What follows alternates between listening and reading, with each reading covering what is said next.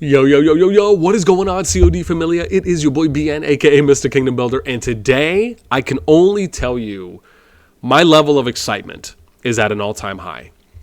There is a potential massive changes, plural, that could be coming to Call of Dragons that I truly believe will be the start of what could establish a fantastic foundation that's going to take us to the promised land. That is a step, if not, you could argue multiple steps in the right direction.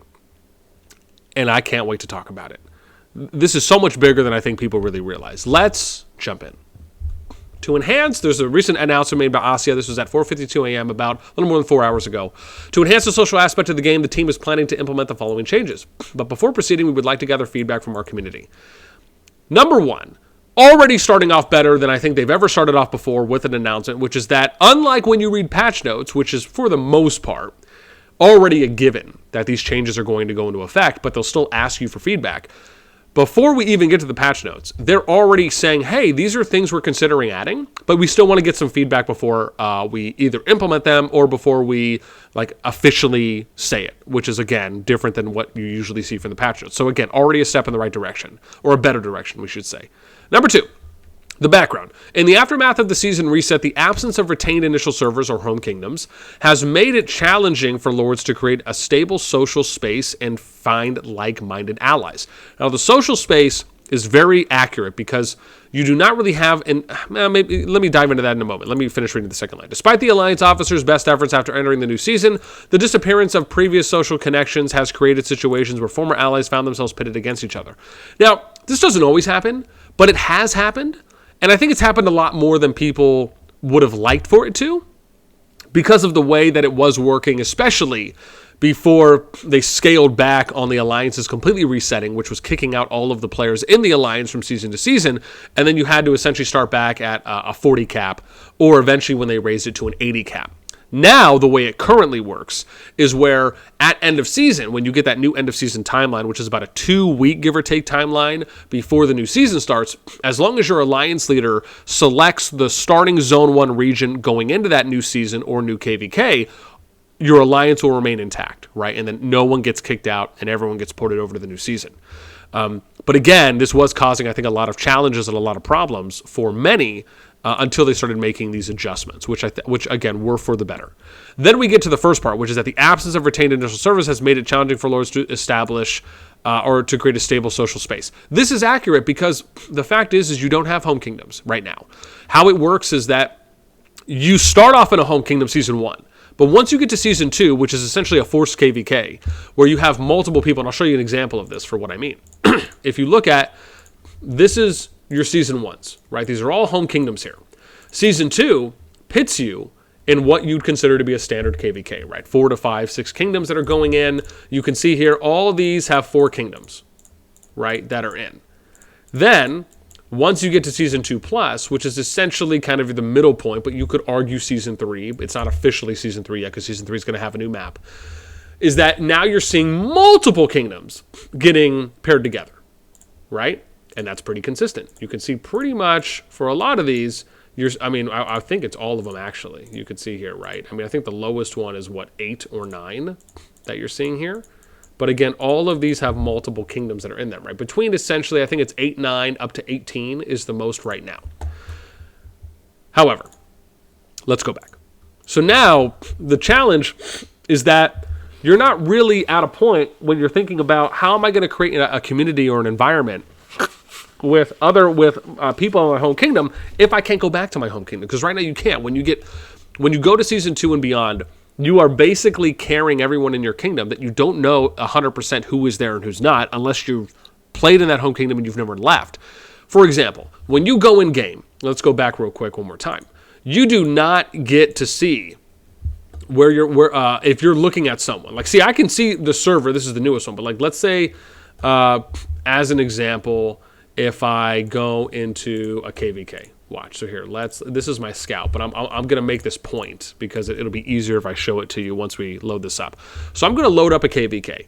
This is SS2-5. So this is Season 2 Plus for the 5th division within that season. When this loads up, we're going to go to the player profile. Again, this will help me, this will help people understand so we can really hammer the point home.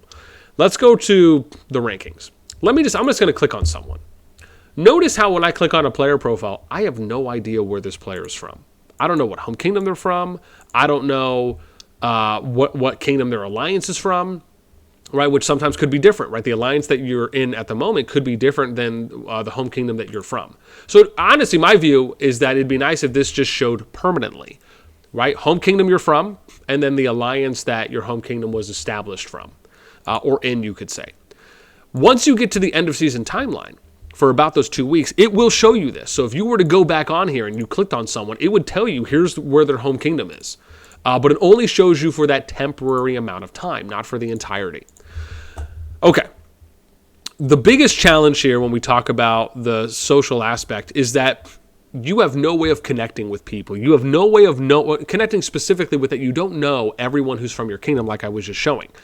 If I was to go into my KVK and I only played in one alliance and I never interacted with other alliances, and I didn't memorize who was on, because that's the thing, you almost would have to memorize or take notes down of who are all the alliances that are from your home kingdom that went into that KVK. And then you have to hope that they don't change their names to then still be able to potentially recognize who those alliances are. Or you have to get those leadership members, which is R5s and officers, from those alliances into like a Discord or some type of community social space to then know who are these people that are there. But then you still wouldn't know if they've migrated out or not, because what if they migrated out to another kingdom? But again, this would be end of season 2 plus, or end of season 2 going onward, right? So it wouldn't apply for the beginning of season 2. But you start to realize how this can become challenging, because you just don't really know at the end of the day who all is in your home kingdom versus not, unless you do a lot of effort before your home kingdom or your season 1 finishes.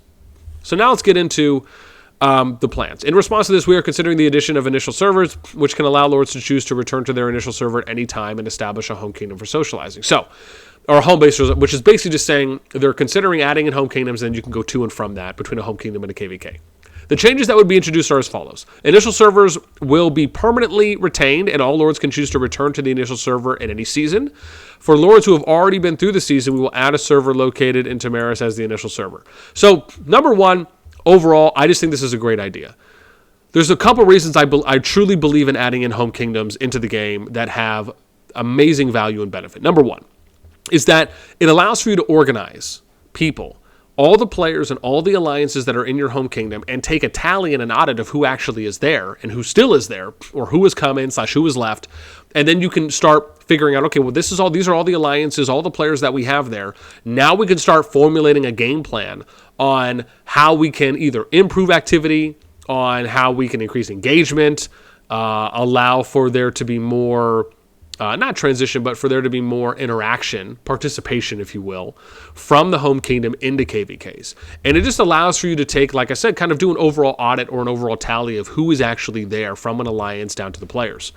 Number two, it allows for you to engage and socialize with all the players up to all the players and all the alliances in your kingdom, because you can try to get everyone into like a kingdom Discord, or if you have some other type of social medium or social avenue that you utilize to organize and communicate with players outside of the game.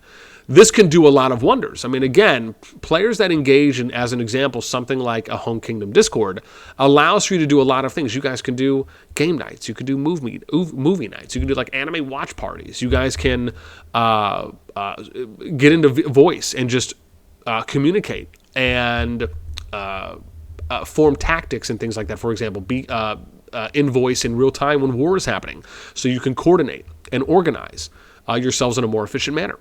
You can do things like hosting town halls, where you allow for everyone, whether it's once a week, every 2 weeks, a month, however you do it, allow everyone from that kingdom to join in and give feedback on how's the kingdom going. The thing you have to understand is you almost have to look at turning a kingdom into a country, right? Where you are turning it into, and a country might be a bigger way to do it, but like a true community, where people feel like they're a part of something more than just being a player in the game who's going through the day-to-day motions. And that's the difference between what separates great kingdoms or active kingdoms from passive kingdoms. Passive kingdoms are ones that are just kind of going through the motions, right? They're not really trying to integrate and engage with everyone that's there. They kind of more so just care about, each alliance kind of cares about themselves, or each family cares about themselves, and it's not really about considering everyone that's there. And this is a very kind of broad, vague way of putting it, but that's how I would really describe how I consider an active kingdom versus a passive kingdom. Then we get into number 2. So really overall, that was the first one. The second part is that it allows for you to assess all the active alliances that are part of your kingdom, because you can actually see them on the map. Number 3, it also allows you to engage and activate all the players that are there in the kingdom, and more specifically the players that are not in alliances. You could then go around to players that are alliances, or players that are in lower level or lower powered alliances, and start messaging the players to find out who's active and who's not. And if you end up getting some people that are still active, you can find homes for them in higher powered alliances that are still active, or that are more active than where they are at currently, or if they're not in an alliance. And that can be something that motivates people, remotivates them, re-engages them into the game, gives them a reason to keep playing, and more importantly, to stay in your kingdom, and even more than that, feel appreciative of the fact that you reached out to them. And I'll give you a brief example. I have to give a shout out to my homegirl Azza here, who was originally from 1196 in Rise of Kingdoms. She was someone, when I was playing there, and I was kind of working my way up the management ladder, who was such a big proponent of this. She actually went around throughout the entire kingdom and like just scoured it zone by zone, and was able to fill up a nearly dead alliance with about, I think, 60 to 70 players that she found that were either in lower ranked alliances or allianceless, but were still active. And then through my recruitment efforts, amongst some others, we were able to basically bring in more players into the kingdom that was able to fill out a dead alliance into a full alliance. And this was an Imperium kingdom at the time. So trusting when I say, you can do these things. You just have to put some effort in. And the tools have to be there and available to you, i.e., as such as a home kingdom. So anyways, that just kind of goes over a few things. Number 2, after the end of Season 1, season registration matchmaking will be based on the initial server.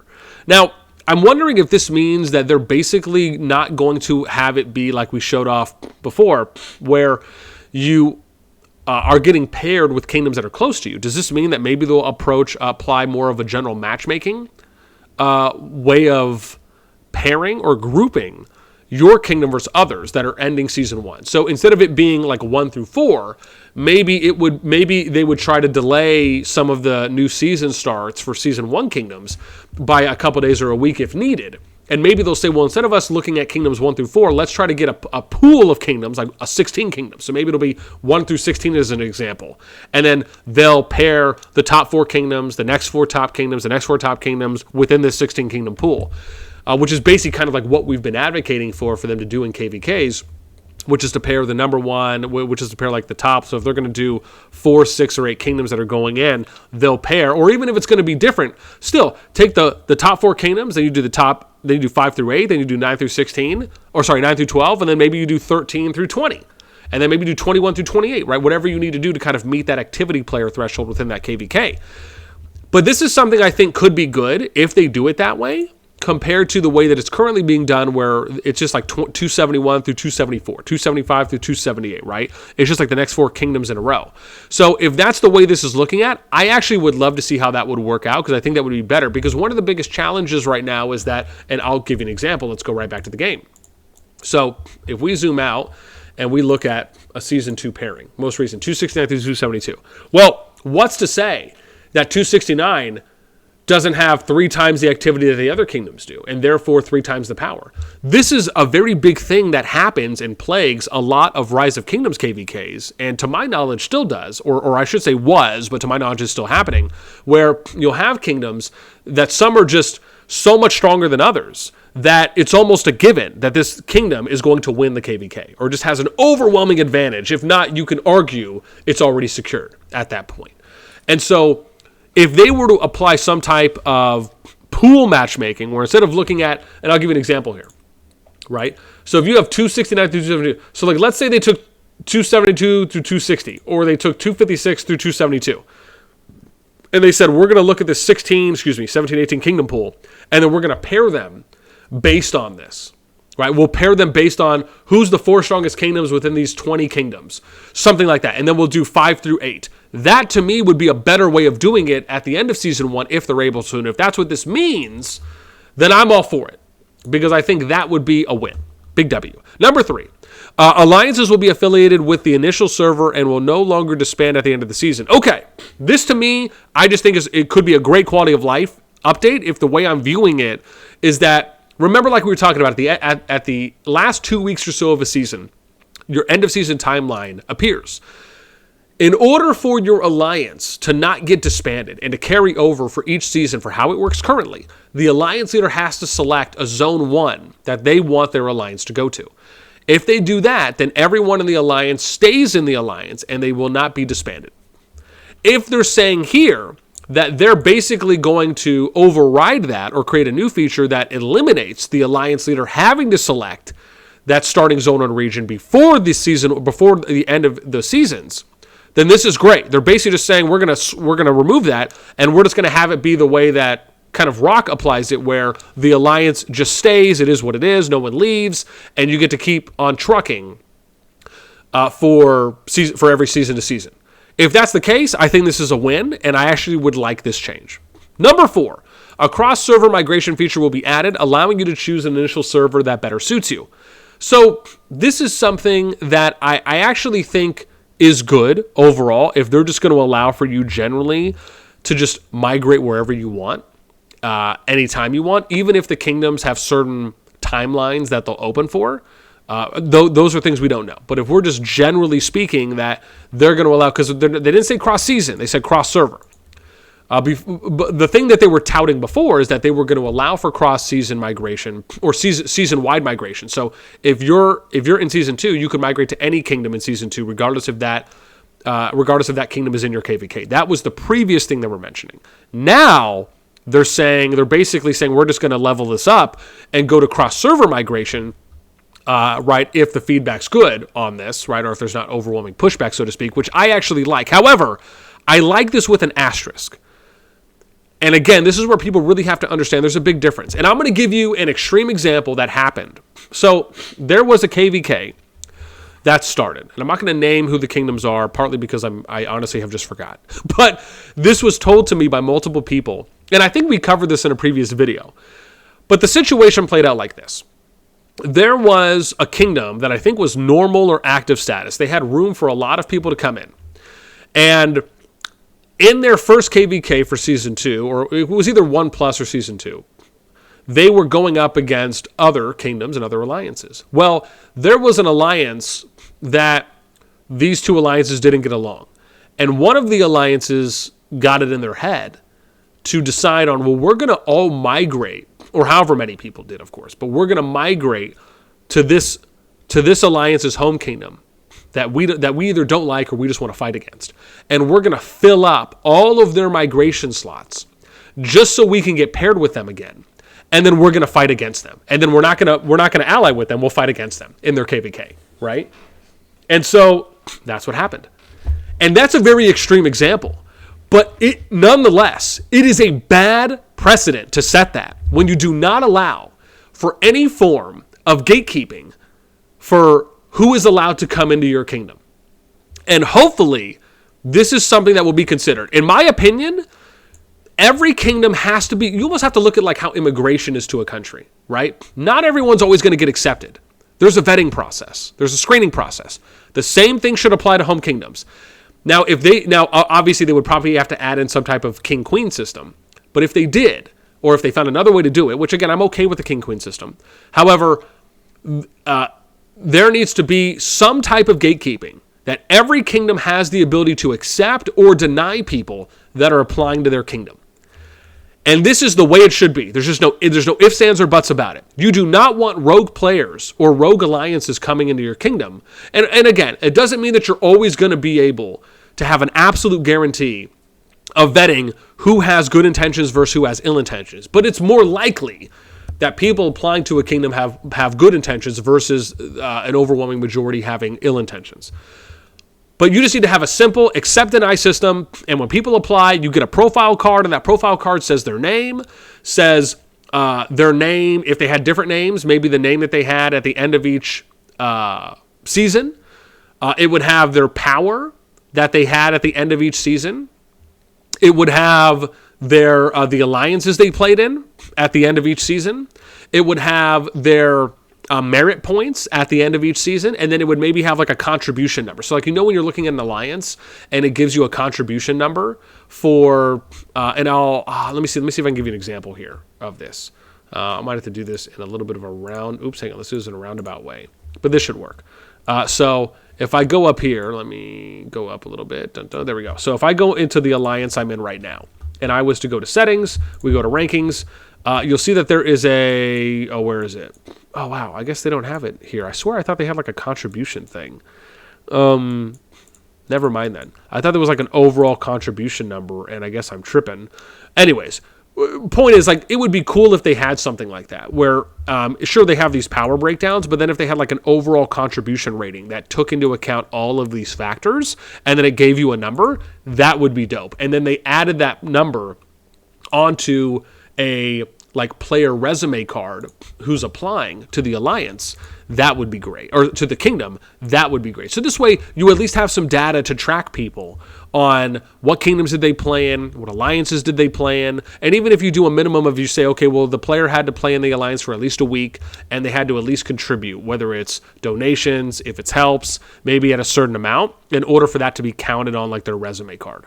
Otherwise, you could always just put in the alliance that they spent the most amount of time in and just kind of have that as your starting point. But the idea, the overall idea is still the same, and really is what is the most important, which is that you have to have some type of gatekeeping. There has to be some type of accept or deny system, so that way you're not just allowing anyone and everyone to come in, right? And then they have to figure out, okay, are they still going to have the same, like, even if they keep the same system, if you're just going to keep it the way it is for now, I don't think that's necessarily a bad thing, where, for example, if your kingdom is normal, then for its migration status, you are allowed 350 people. If it's active, you're allowed 200 people. If it's crowded, well, we think it's probably 75 to 100 people you can allow in. And if they keep that the way it is, I'm still okay with that. It's just I would love for them to really work on this quality of life thing where we're starting to treat kingdoms almost as they are countries. And you allow for the management teams there to be autonomous to where they can kind of govern themselves. And then they're responsible for how well the kingdom goes or how not well it goes, for who they let in. And then that way there's some accountability there.